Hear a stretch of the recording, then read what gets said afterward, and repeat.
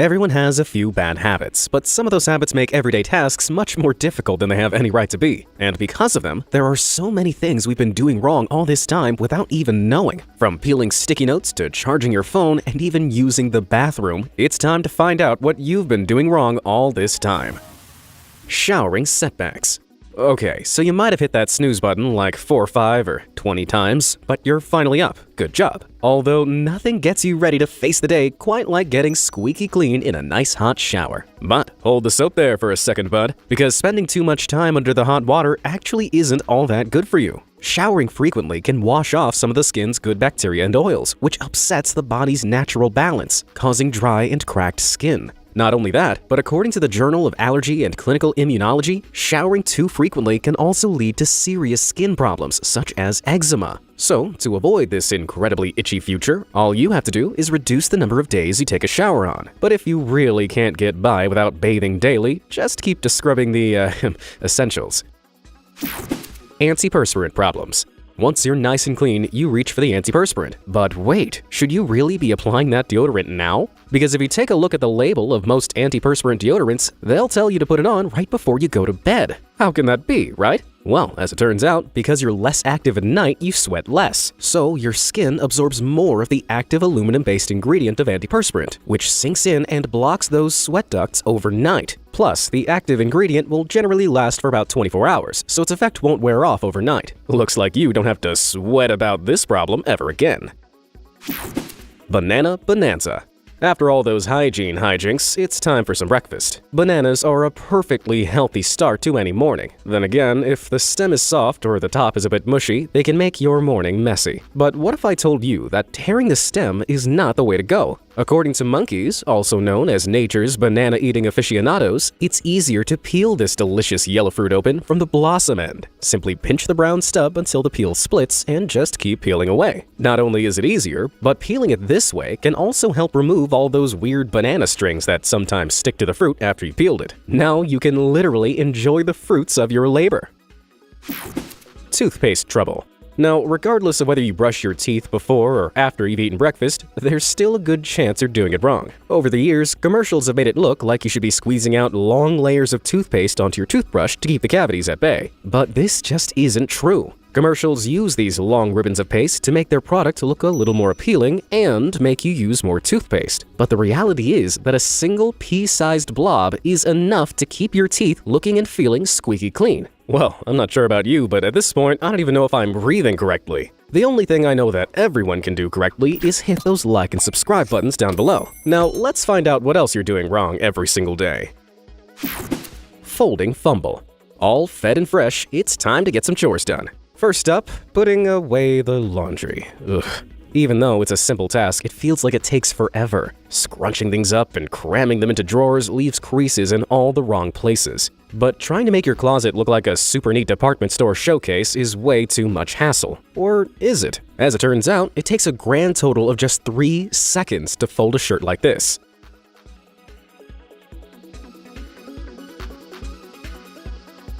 Did that look like some sort of witchcraft to you? Then let's go through it slowly. First, you lay the shirt out flat and pinch it halfway down, just off the seam, with your right hand and off the collar with your left. Then, still pinching the shirt, you fold your left hand over your right so that the collar section now meets the bottom of your shirt. Pinch that section into your left hand as well, and then, raising the shirt up, pull your right hand through. From here, you briefly shake it out, lay it down, flip it over, and voila! A fast and fancy shirt fold. It may take you a little time to get the hang of it, but once you do, putting away your laundry will become a lightning-fast task.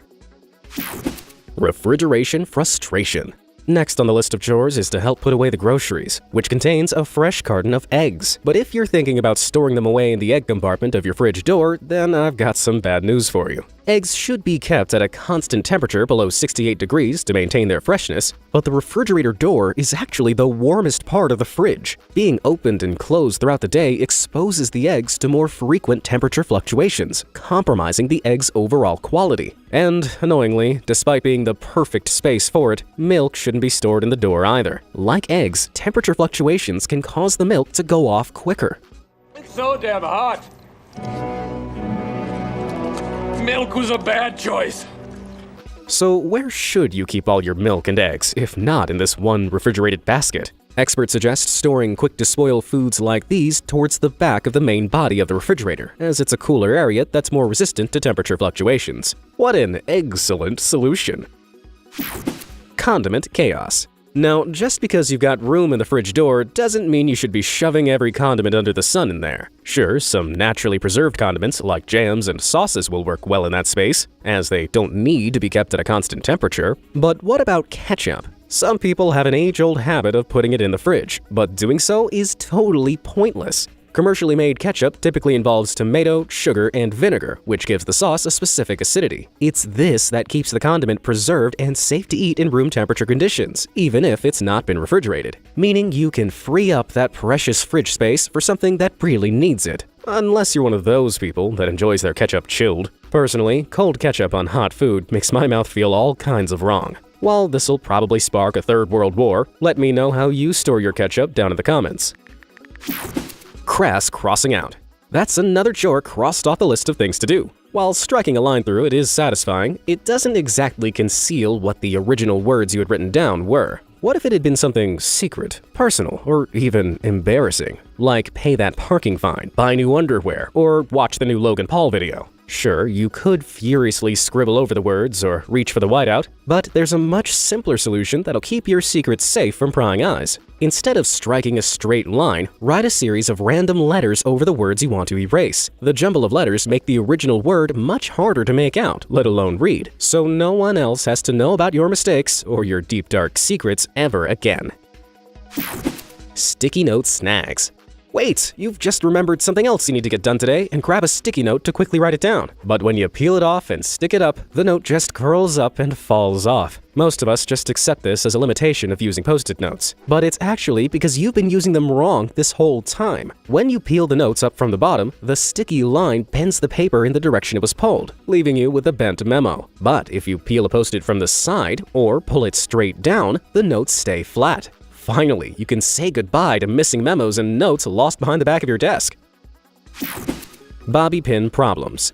Now, if you have long, lustrous hair, you've probably used a bobby pin or two to keep stray wisps out of your eyes while getting all these tasks done. But a lot of you will find that these little hair grips slip out almost as quickly as you put them in. What's the deal with that? Well, as simple as they look to use, you're putting them in wrong. Even though it seems like the wavy side should face up, it's actually designed to act as a grip on the underside of your hair. So when you slide it in, this should face down, with the flat portion facing up. This saves the amount of time you spend fiddling with your hair and the amount of bobby pins you use, which will prevent you from looking like this. I mean, she may have won the war on wisps, but at what cost? Getting physical.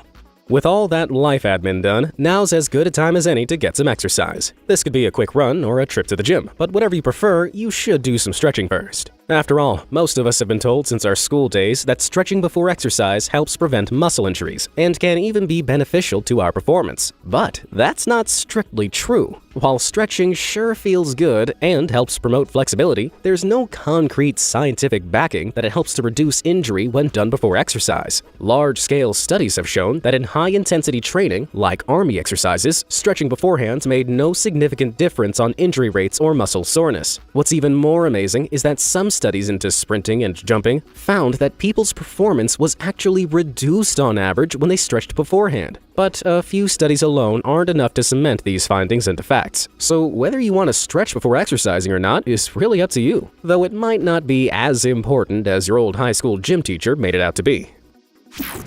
Microwave madness.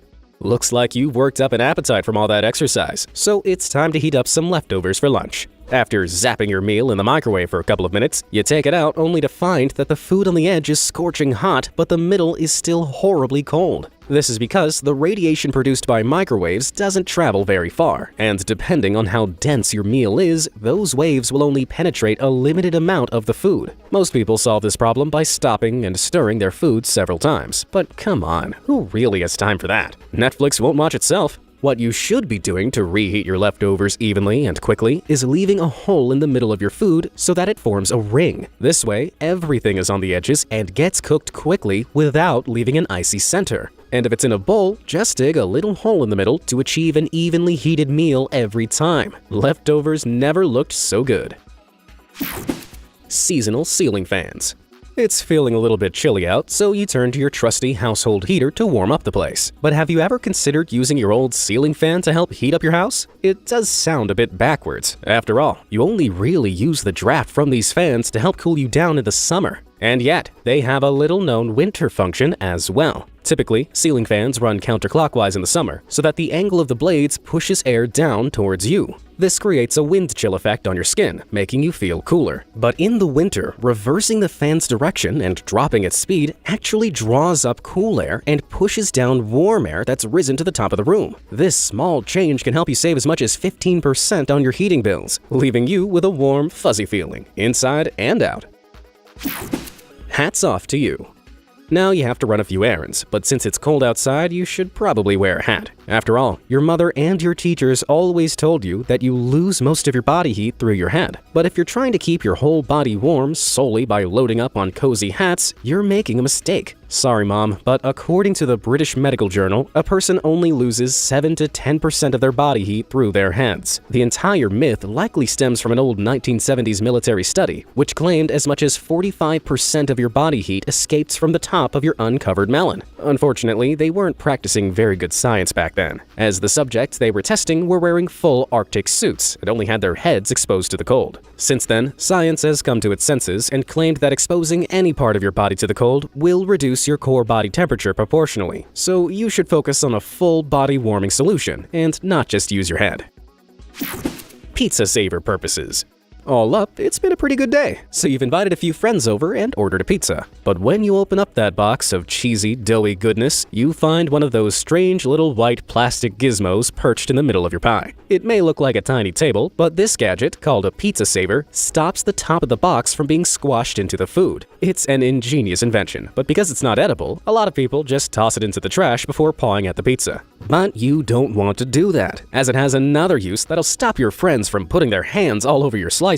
I mean, your friends are probably great, but who knows where their grubby mitts have been? Fortunately, by pressing the prongs of the pizza saver down into a single slice, it remains in place while the adjoining slices can be torn off, leaving them totally untainted. It's the perfect pizza-saving solution for everyone, assuming you have friends.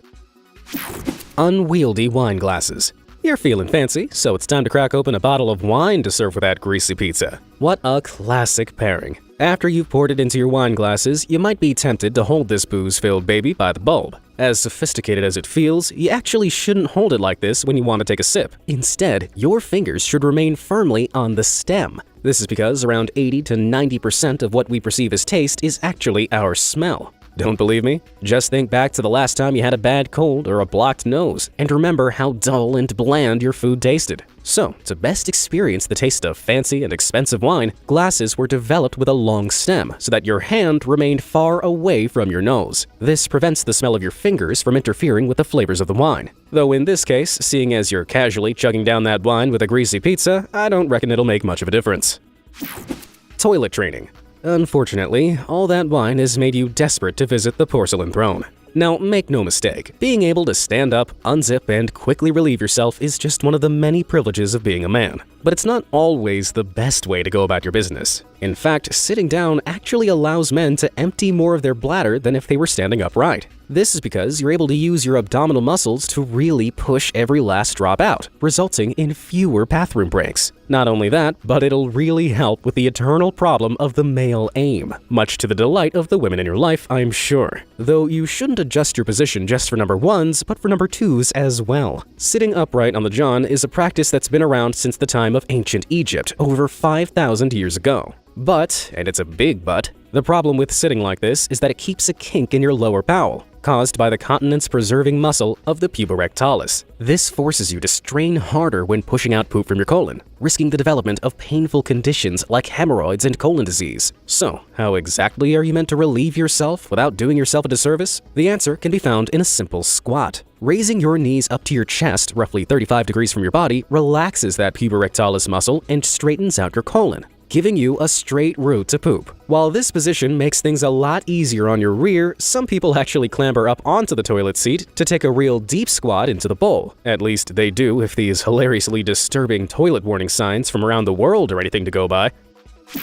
Phone charging challenge. Returning from the toilet, you hear the all too familiar sound of your phone's low battery warning. You just charged it up a few hours ago. While it's well known that smartphone batteries don't have the best charge life, it's also partially our fault because of the way we charge them. According to the geniuses from the battery company KDEX, lithium-ion batteries like those in your phone are subject to stress. And just like a human, extended stress can damage the battery's lifespan. When your phone is closer to empty, it draws a constant current and operates at a lower voltage. Lower voltages are really good in a battery's lifespan, as they keep it in a state of low stress, which ultimately increases the number of times the battery can be charged. But leaving your phone on charge when it's already got a full battery will do the opposite. Once a battery hits 100%, it trickle charges to keep its power at 100% while plugged in. This high voltage charge keeps the battery in a high stress state, which gradually wears down its chemistry and can lead to system-wide malfunctions and reboots. This means charging it overnight or leaving it to charge idly is a really bad idea. So, how much should you really charge? You should try to use short, irregular top-ups when your battery is between 30% and 80%. While you can't stop your battery from wearing out, armed with what you know now, you should be able to postpone its inevitable fate just a little bit longer. Sleeping setback.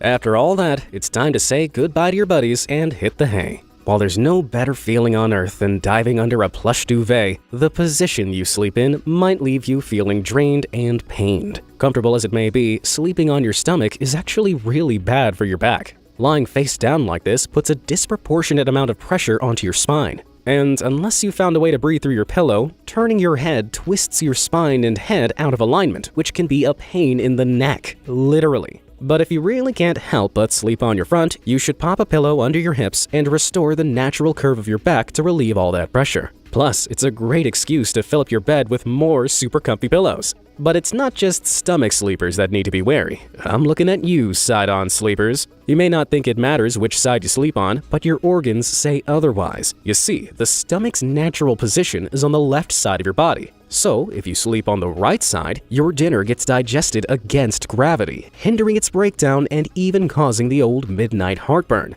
With this in mind, you should roll over and lie on your left side to get a more restful night's sleep. What's my preferred position, I hear you ask? Well, just ask your mom. We all scream for ice cream. It may be late, but it's never too late for a cheeky midnight snack. And you've just remembered you have a carton of ice cream sat in your freezer. Jackpot! When you got it from the store yesterday, it was soft and delicious. But now, less than 24 hours later, it's come out of the freezer rock solid. Unfortunately, this is because once the ice cream's airtight seal is opened, water vapor in the surrounding air begins to freeze and form hard ice crystals in the mix. And the more air it's exposed to in the freezer, the harder it is to scoop. While this leaves most people trying to chisel chunks out of it like a sugar-obsessed caveman, there's actually a way to stop this from happening. Simply flatten a layer of wax paper or plastic wrap against the ice cream surface before replacing the lid, or put the entire carton in an airtight plastic bag. This'll help keep the air out, meaning your ice cream stays soft and ready to scoop whenever your sweet tooth strikes. Well, it turns out I've been doing just about everything wrong since forever. Story of my life. But which of these everyday things have you just learned that you've been doing wrong all this time? Let me know down in the comments below, and thanks for watching.